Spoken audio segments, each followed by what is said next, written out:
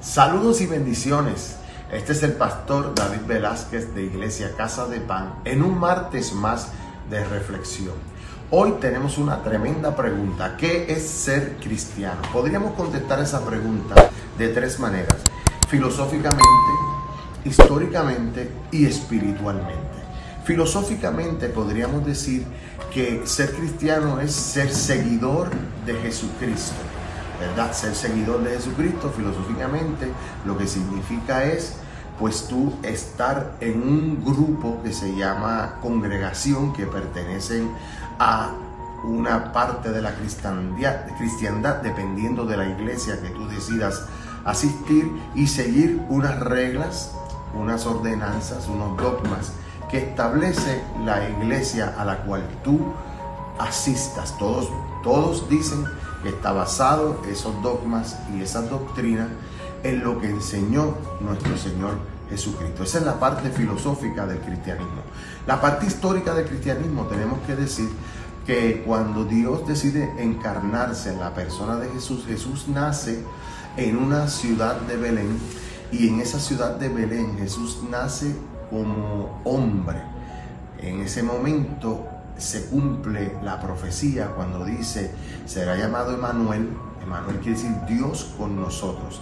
Ahí estaba la persona de Jesús, y empezó a los 30 años a hablar sobre el reino de los cielos. ¿Qué sucede? Que muchos de los que lo escucharon creyeron en él, no tan solo como Jesús el hijo del carpintero, sino como Jesús el Cristo, porque hay que separar. La palabra cristiandad tiene algo peculiar. Cristiandad o cristiano es un derivado de Cristo, y Cristo en griego es una palabra que significa el ungido, que es el equivalente al Mesías del Antiguo Testamento.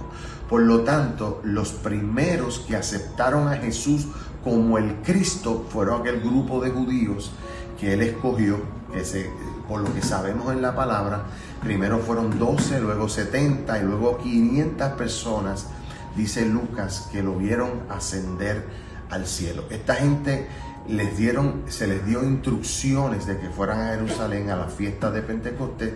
Iba a haber un acontecimiento que iba a marcar sus vidas desde ahí y para siempre.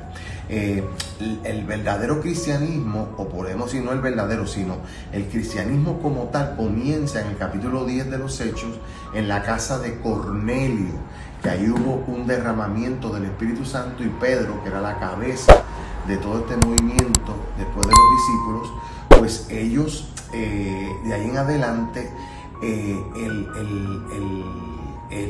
el cristianismo o el Cristo ya no era tan solo el Mesías de los judíos, sino que ahora se abría a todos los gentiles. Ahora, hablando espiritualmente, que es donde yo quiero abordar esto más seriamente, el ser cristiano es tener una experiencia, no con la parte filosófica ni la parte histórica, es tener una experiencia con la persona de Jesucristo, porque el Evangelio se trata de nosotros tener una experiencia personal con el Mesías, con el Cristo de la gloria, con Jesús.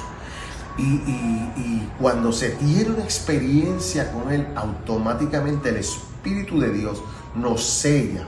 Y para decirlo para que lo entienda, se nos mete por dentro el Espíritu Santo y nos guía a toda verdad y a toda justicia. Y ya tú no cumples reglas por lo que te digan, sino que tú eres guiado por el Espíritu a obedecer lo que el Señor enseñó, a cumplir a un comportamiento como tu maestro.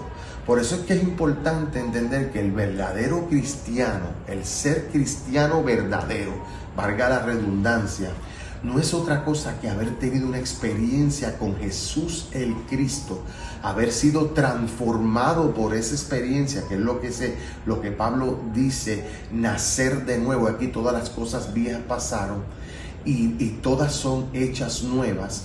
Y hay un nuevo nacimiento en el cual ya tú no hablas igual, ya tú no piensas igual, ya tú no miras igual, ya tú no caminas igual, sino que tú te dejas guiar por el Espíritu Santo, que va formando a ese Cristo en la vida de nosotros. Ese proceso es un proceso que hasta que nos muramos o hasta que Cristo venga no termina, porque cada día aprendemos a ser como el Señor. Tratamos por nuestra propia fuerza, pero si no fuera por el Espíritu Santo, no podríamos cumplir esa responsabilidad de parecernos a Él, de hablar como Él, de tener la mente de Él, como nos dice el apóstol Pablo.